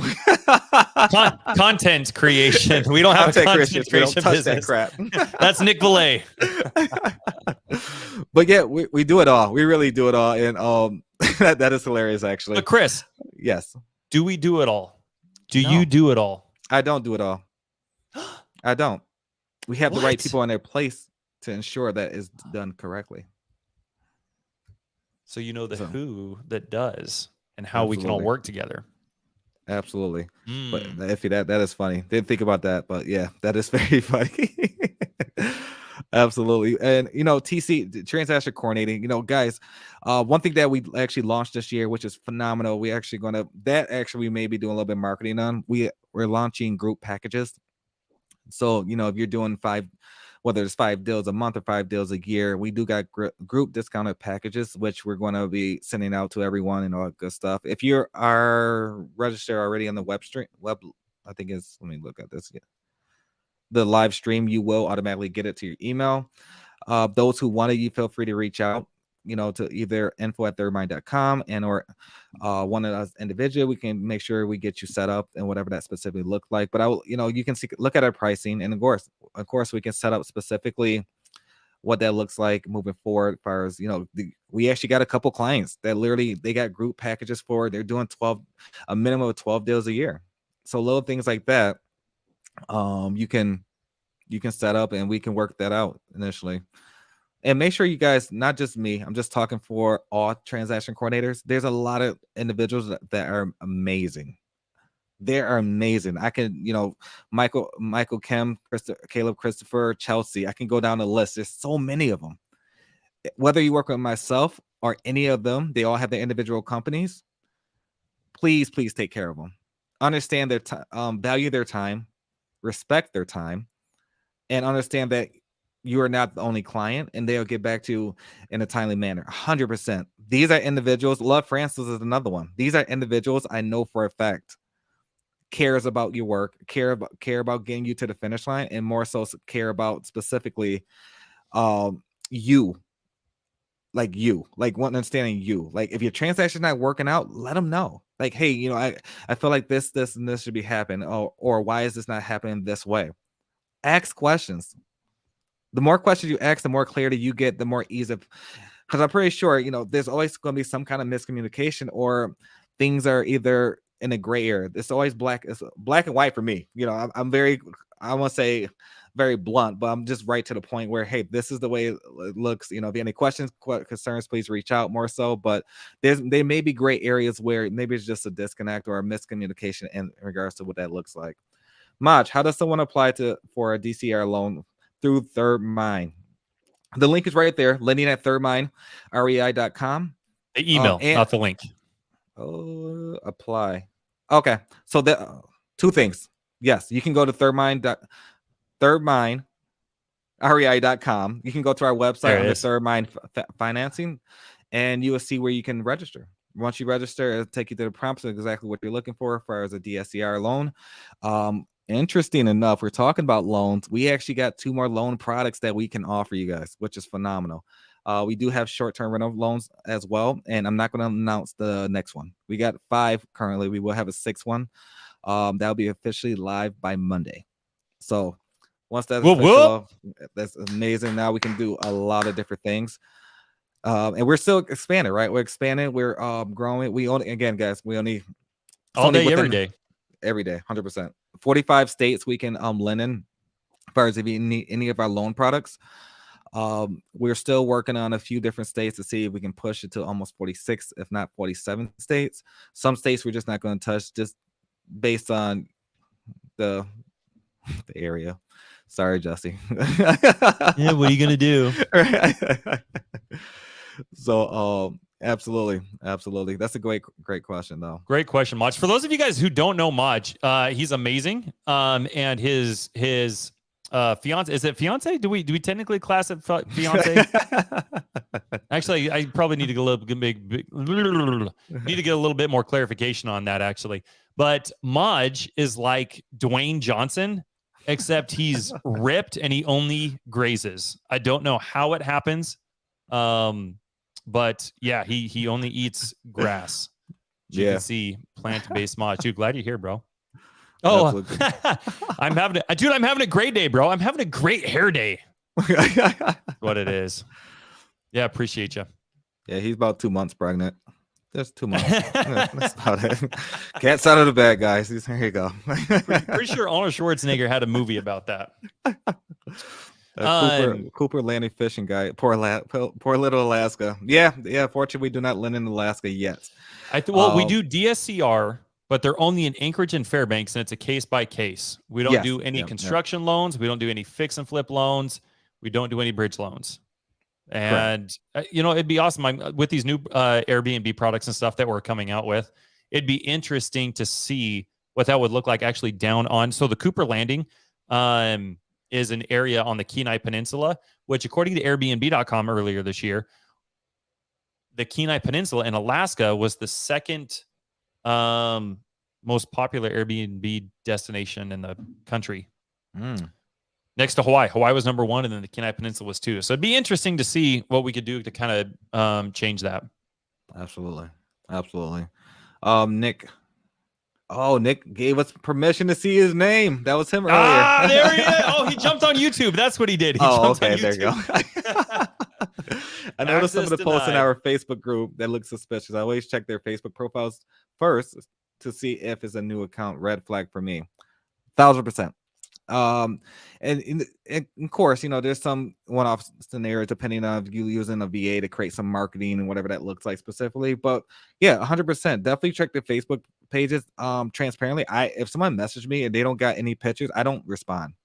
I don't got time to try to find out who you are, what that looks like, and they may be legitimate, but I don't got time for that. I don't got time for it. There's so many people out here just trying to scam people and get away and then delete their profile or block it or whatever that looks like specifically. No, don't got time for none of that. But Nick, you're right, man. Red flag for him. That's a red flag for me. Let's see. So yeah, I just hope you guys understand, like, more so when doing anything related to like transaction coordinated acquisitions, whatever that specifically looks like, make sure you vet your people you're working with, understand exactly what their intent is, not just like at a working with them, but what that overall look like for that specific company, where they're trying to go. What does that look like in 3 to 5 years? What does that look like in 10 years? And that's something that, for us, Jesse and I, we hop on a lot of meetings, and literally specifically, we don't just say, hey, how you doing? We want to understand, like, okay, where are you taking your business? Like, I don't know if it's going to be a great fit for Jesse and I. We have no idea. Our tribe of millionaires, right? We got to make sure whether you're actually a millionaire or not, we need to make sure that the people that we're working with are a millionaire right here, that they have habitual millionaire things that they are doing or wanting to do. Absolutely. We only got 24 hours. We got the same 24 hours Warren Buffett does. Who's he surrounding himself with? What kind of conversations is he going to have? You got to be really intentional with that. Yeah, absolutely, man. 100%.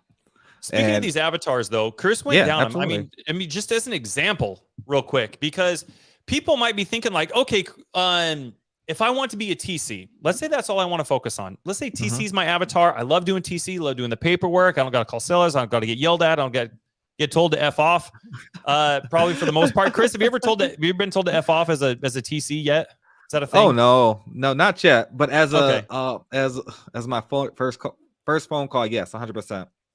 But not as a TC. Not as a TC. Not at all. Okay. So maybe if TC sounds like your bag, baby, and you might be asking yourself, okay, cool. So I can be I can start a business. My business can be TCing. Absolutely. Guys, it's still involved in real estate, though. You're probably thinking like, okay, well, but I want to buy properties. I want to own properties. Yep. Where's everybody taking their properties, guys? They're bringing them to you. Yep. How many people go lock up a property and go bring it to a TC, and then during the 45-day inspection period or 15-day or whatever that inspection period is, they're like, okay, I need you to TC this. Go ahead and contact the title company. Go ahead and open up escrow. I need to go find a buyer. What an opportunity to look at everybody's deals and be like, oh, I'll be your buyer. Yep. And I'm glad you mentioned that, because a lot of people understand that you really understand who's actually buying properties and not just daisy chaining and stating, oh, I'm going to buy this property. You full scope of work. We can look at a screen and know exactly who's the seller, who's actually buying, who's tends to not close on transactions. You know, they say they're buying up everything, but at the same time, never get it to the finish line. Those are key things. Those are definitely key things. Luke, as a TC, do you know all the investor-friendly title companies in each state? 1,000%. 1,000%. 100%. You know, it's interesting as a TC, because we're talking about avatars, and I know we kind of focused on just those three as the main, but when you look at connector, helper, guys, that coincides. Like Chris said, you can have 2 or 3 different avatars that you kind of resonate with. And for you, if that's you, if you're like, man, I'm a connector, I'm a helper, I want to, maybe dive into TCing. As somebody, as a TC, not me, but I'm just like, if you were to, as a TC, you have access, you got just all these investors that are coming to you. You know who's buying, you know who's selling, you know who's wholesaling, you know all these things. I mean, what an amazing opportunity for you to be that connector for everybody. Everybody's bringing their deals to, I need you to open up escrow, and I need to go find a buyer for this. Actually, John, I've got 3 buyers who I've dealt with in the last 3 months who are buying in this area. Go bring a buyer to the table. Now you're making money as a TC and potentially 50-50 that wholesale deal with somebody if you can go bring a buyer to it. Yep. Or maybe you want to be the buyer. Maybe you want to get into fixing and flipping. You don't have to do any marketing, because as a TC, everybody's bringing you their shit. Yep. Yeah. So there's just so many ways, guys, that we can all collectively get together and make money. Be that tribe of millionaires. But once you 100%. Put yourself, you have to be looking for those. You have to be looking for the Ram 2500 with the Cummins. That's why they say the problem with real estate is there are too many ways to be successful in it. And this is why. Because as a TC, if you get really focused in on it, you could miss out on an opportunity like that. Somebody brings you a deal and you might already know somebody. But maybe you're busy dealing with, W-2 stuff, or you let some of these other, distractions in life keep you from seeing that opportunity. You could buy real estate because as a TC, man, you know who's lending, you know who's buying, you know who's wholesaling. Gosh dang, man, what a powerful position to be in. And that could be the same with any avatar, guys. We were talking about TC, so I just wanted to use that as an example and maybe hopefully kind of get the gears turning a little bit. You can be a TC and still invest in real estate, but just using your avatar that aligns with what you love doing. And if that's TC, that's fantastic. What an awesome way to build a business and to continue building relationships and buying real estate. Because that's why we're all here. I think at some point, I think everybody here, whether you're wholesaling or you're whatever it is that you guys are doing, maybe you're just lending. The goal ultimately is to start buying assets and have passive income coming in. And they're just when you're aware, when you're looking for those opportunities, when you're in that mindset, when you're intentional, it's just amazing to see how many different opportunities can come your way. Yeah, Mod, you missed it earlier. Ram 25, yeah. What are you saying right there? Are you looking for clarification, or is this a little bit of judgment? Is this like, oh no, because I saw somebody posting there about being a Ford person earlier. Ram 2500 with a Cummins, dude. There's no G. There's no G. A Cummins. It's a motor. It's a diesel. Yeah, and then okay, yeah. Thanks, Hector, for jumping over. We can actually see you now. Perfect. Oh, I think we're both plugged in. There you go. Thanks for jumping over, man. Let's see. And JP King, I think he's relating back for a scam and all that good stuff. I despise Facebook, but the subject community taught me to rejoin in for network purposes. Yeah, that's something we do. I caved. I'm here, but I can imagine my new profile hinders me a bit. Yes. It could 100%. Essentially that's why, and again, maybe I should back up just a little bit, right? Of course you need to do your due diligence and vet them, but I'm very good at, I need to have a conversation with you. That is it. I need to hop on the phone, and actually I'm just going to say it. Sometimes the first thing I'm going to say, let's hop on a Zoom. And if your camera's not on and your Facebook page is already suspicious, then we got a problem. We're not going to have another conversation. And again, we can schedule it out and all that good stuff. That's totally fine. But at the same time, specifically, JP, I totally get it. I totally get it. And more so, of course, it just is. Everyone just have to understand is you're right to protect yourself. And personally, I wouldn't want no one to work with me unless they really got to know me. Get to know me. Understand exactly what that looks like. Do some research. See if I've been in jail for 89 years and just got out. Like literally, like, you just don't know. Right. And I know I'm throwing a hypothetical, but in reality, it's true. Do some due diligence on the people you're working with. Understand exactly what that looks like. Build a relationship, and then you just never know where it goes to. And it's okay. It is okay if the other individual on the other side really don't want to show you who they are in regards to like their face, Zoom, or whatever that look like. Just don't work with them. Move on. There's a million people out here that's making millions of dollars. Don't waste your time on one individual trying to figure out who they are. Don't spend hours or days. It just literally set up a time to call or hop on that Zoom, and then you guys can have the next conversation. If they don't hop on that Zoom, no problem. Move on. It's okay. What you're looking for is probably not that individual. Everything really goes back to everything happens for a reason. Everything really. Look who just showed up. Angie. What's going on, Angie? Thanks for being here, Angie. Angie is amazing. I've been myself and Jesse. I know we watch a lot of their content. They do a lot of content creation as well in regards to they actually substitute leaders as well. And not just that, they're in a multi-family space. And if you're not following, I think it's Angie and her fiance or husband. I don't want to screw it up, but I'm not for sure if you guys are married yet. I'm not trying to tell the guy to propose to you or anything if he didn't do it. So I don't want to. I don't want to start anything. Man. Chris said you were my fiance. So yeah, they're phenomenal leaders. They're definitely, like I was talking about credibility earlier. Her and Amaj confirmed it. There we go. Okay. Oh, Angie husband, son, Joey's best friend. Okay, perfect. Understand now. I got the full picture. But yes, I was talking about credibility earlier. This is a perfect example. This is Angie. She built herself, her brand, and literally specifically, this is one person. If I was to choose out of people in the comments and stuff, I will work with her. She's doing stuff. She's literally showing what she's doing. She's putting her husband, son, and Dylan. the entire army they have over there. They're doing a phenomenal job. But overall, just this is talking about credit. But I know I name dropped a lot of people earlier. This is someone that you can work with, that you can trust to get your deal to the finish line. That's not going to scam you or try to snake the deal. They're going to walk you through that process, whatever that specifically may look like. If you need help on whatever that may look like, I'm pretty sure if they don't know the answer, just like us, we will guide you to the person who may have that answer. And yeah, I just wanted to give her a shout out because it was good to see her here. Yeah, appreciate you as well. I definitely appreciate you and what you guys are doing. You guys are doing a phenomenal job. Yeah, I'm like a fan. I do gotta say that I'm a fan. Yeah, 100%, bro.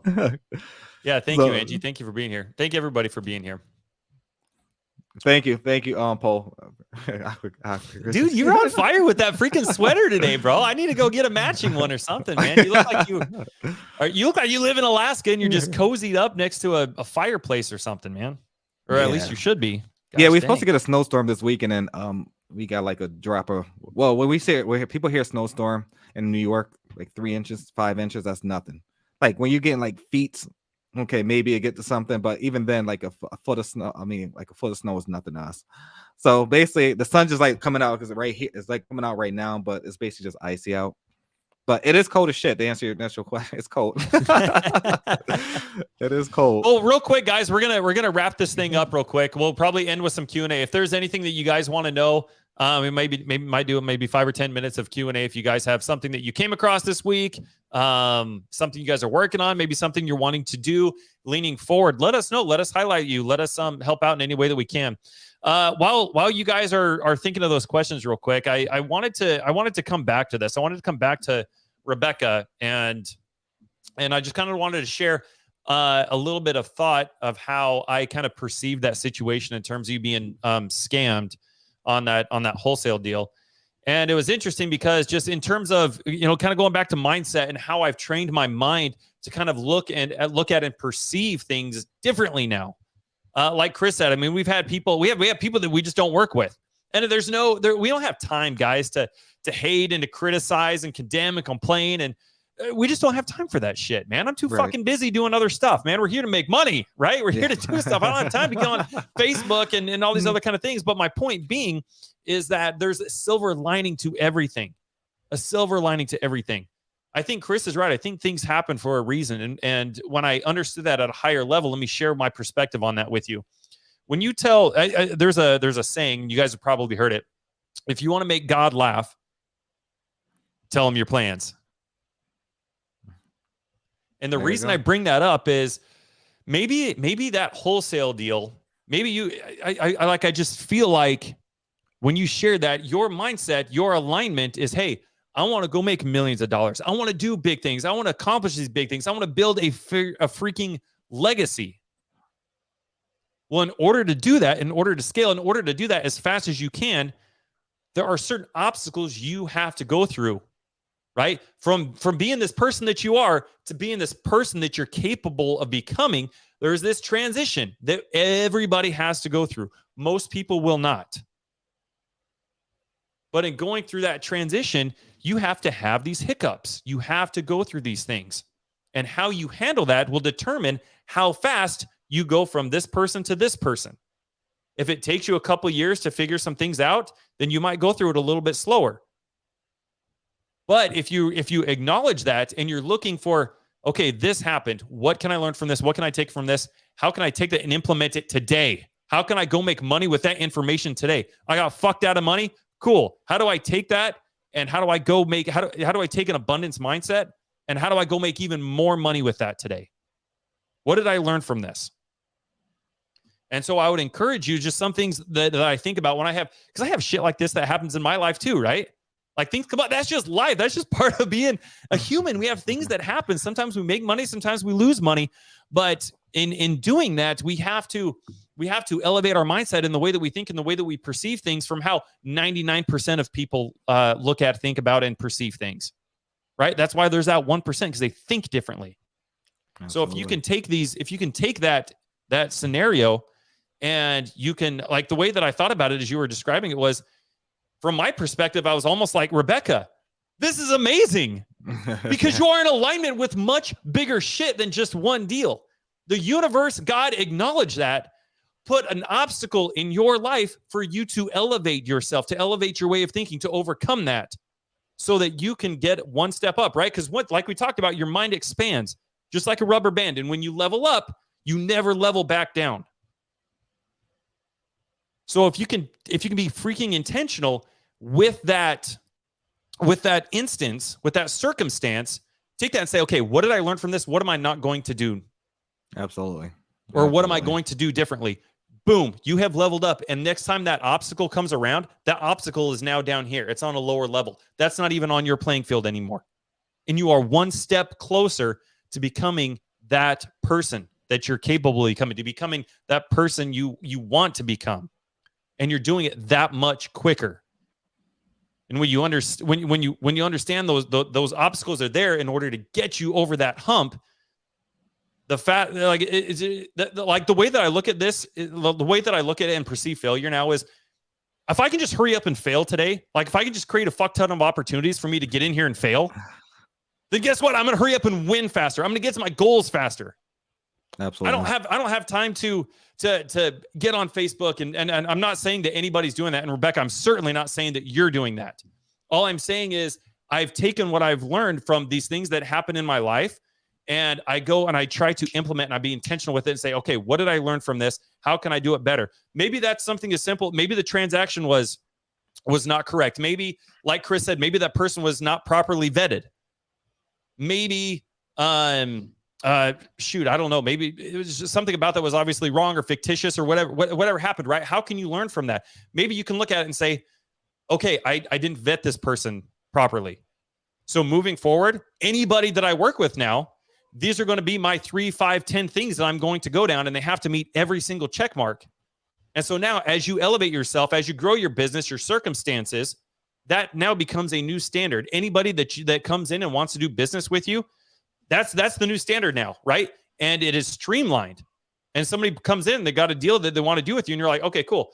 Let's jump on a Zoom and let's go through these 10 things real quick. And if they pass the test, then cool. Now you're working with them. Now you guys are making money. That process is streamlined. And like I said, you've elevated your circumstance, and that issue, that scam, that level of energy is no longer even on your radar.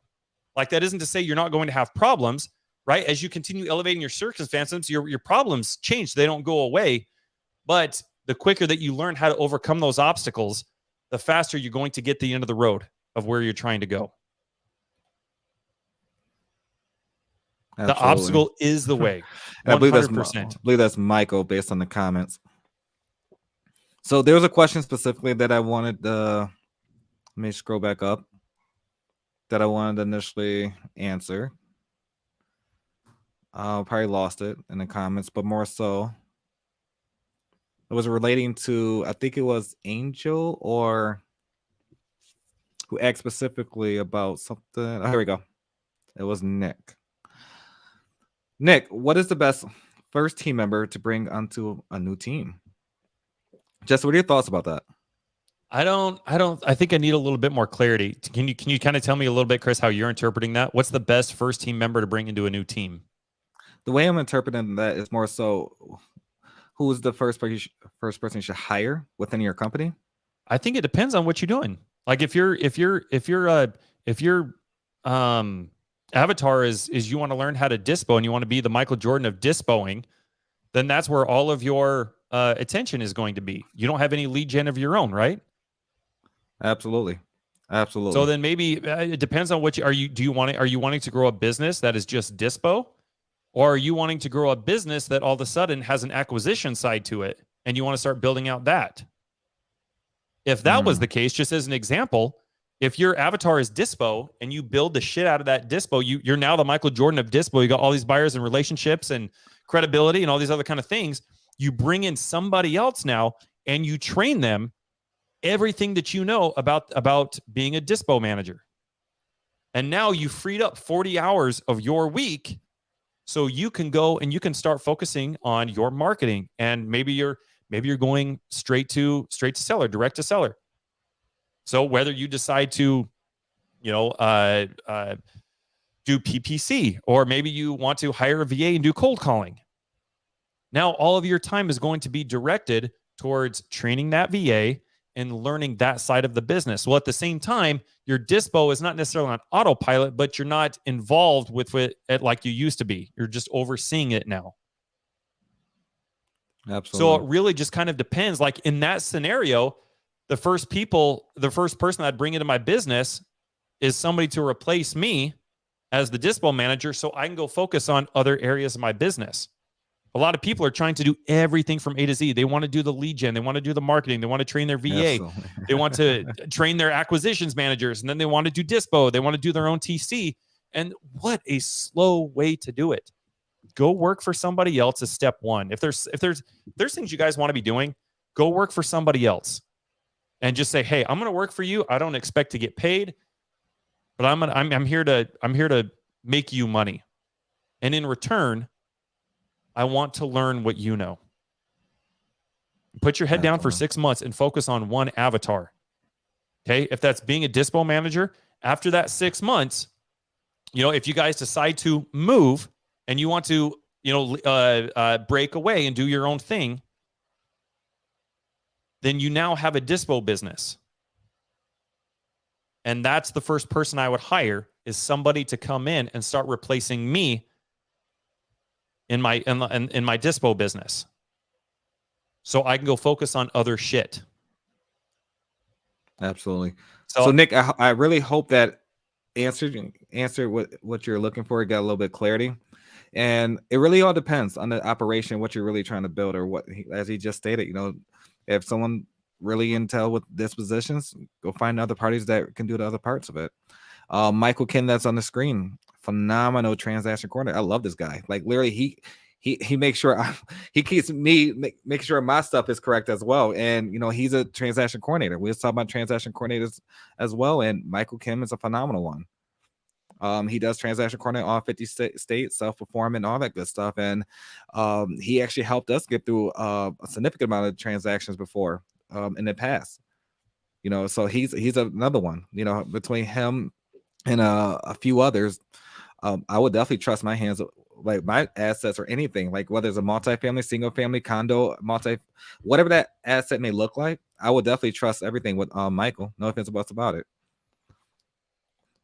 Question from Paul. Generally, do you guys like singing? Yes. Depending on the area, though.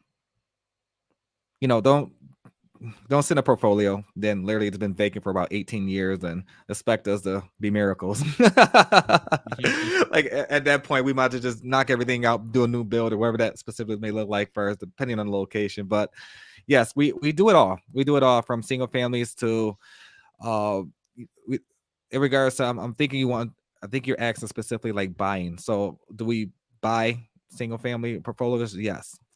Do we wholesale single family portfolios? Yes. So we do it all depending on the exit strategy, and also the numbers work out what we're looking for.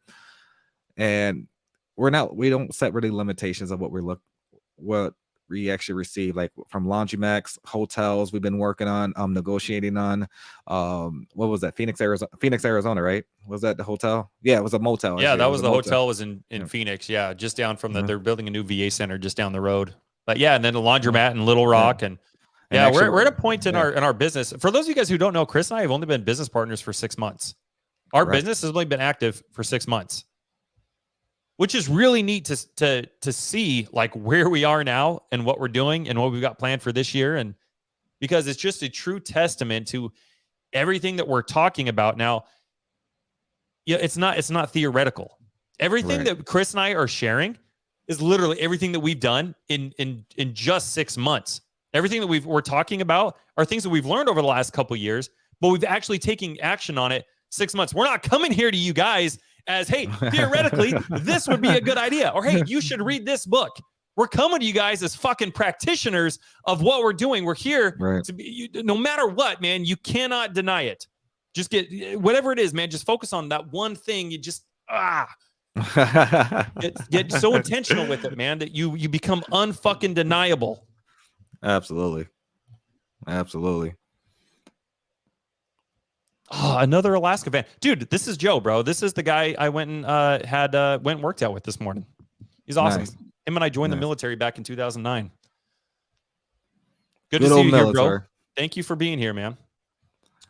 So guys, we really appreciate this more than you guys know. We really love jumping on these shows every single week faithfully. We have not yet missed one, and we'll always be here, whether it's a holiday or not. 1:30 p.m. Eastern Standard Time, faithfully. And also please DM us or private message us, whatever that look like different topics you want to talk about. We're here for it. We love to, try to provide value, whatever that specific may look like in your company. And if you guys are looking for transaction coordinator work, you can feel free to reach out as well. You can either DM me, myself, Jesse, whatever that specifically look like. We can hop on a Zoom call, whatever that look like, and go over that process the way we actually do it for our transaction coordinating. And also, if you are working with other transaction coordinators, even including myself, make sure you vet them. Vet the transaction coordinators. Make sure they understand how to facilitate the process to get it from A to Z. And as I name dropped earlier, Michael Kim, Caleb Christopher, Love Francis, Chelsea Cummins, I can go down the list. There's a lot of individuals I would trust my paperwork with if I wasn't doing it myself, 100%. So please reach out. And also, guys, if you have any questions related to acquisitions, dispositions, if you need money, we do have loan products, as you guys know, as well, for whatever transaction may look like, for the fix and flips and cater lending as well. Go to our website, thirdmindrei.com. You'll find all our information there. And and again, just please reach out, whatever that may look like. And if we don't have the answer for you, we will make sure we find the answer for you or guide you in that right direction. Odds are we know the who that does. Absolutely. And one last thing before we part is I just want to make sure you guys fully understand.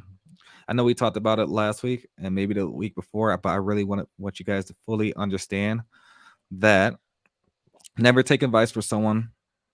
And I think this was Zach Hoyt or SuperMario. I can't remember exactly who said it. SuperMario, but we've gotten a lot of good gems over the course of this show, bro. And this is something I will never forget. Literally never take advice from someone who you're not willing to trade places with.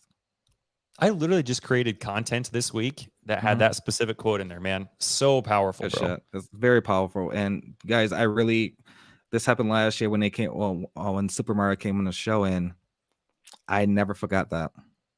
I never forgot that. Will never forget that, because that's like, on a hypothetical, that's like your family member who, and again, I'm not trying to judge. I don't judge anyone in this world, but they're probably making like $30,000 a year, trying to tell you $1 million mindset statement, or if I give you advice on $1 million mindset statement. And how can you really take advice from that individual when they're making $30,000 a year and you want to make $30,000 a month? So you're talking to the wrong individuals. So I just wanted to leave you guys with that. Jesse, any final thoughts? No, dude. I think that's a great way to end it, bro. I think that was awesome. Yeah. It just really I remember the first time he said that, and I was like, oh my gosh, wow. Like you think it, but to hear how he articulated it and put it into perspective, because you're right. I mean, even when you get on Facebook, man, everybody and their dog will tell you there's 100 different ways to do something. Go back, vet that person, and then ask yourself, is this somebody I'd be willing to switch places with? And if the answer is yes, then that's probably the advice that I would start following. But yeah, phenomenal advice, bro. Absolutely. I love you guys. We appreciate you guys. Thank you, as always. Thank you guys very much for your time, your commitment. Thank you for coming in here and being intentional. Thank you for taking action and networking and doing all the things. We got some really awesome things that we're going to bring to you guys. We'll probably have one of our CPAs come in, maybe do like some tax advising, corporate structure, all that kind of fun stuff. So this is going to be a big year, guys. We really appreciate you. Thank you guys for being here. Enjoy the rest of your weekend. You guys have a great day, and let us know how we can help you guys. We're here to make money. We want to make money with you guys. Absolutely. Until next time, guys. See you.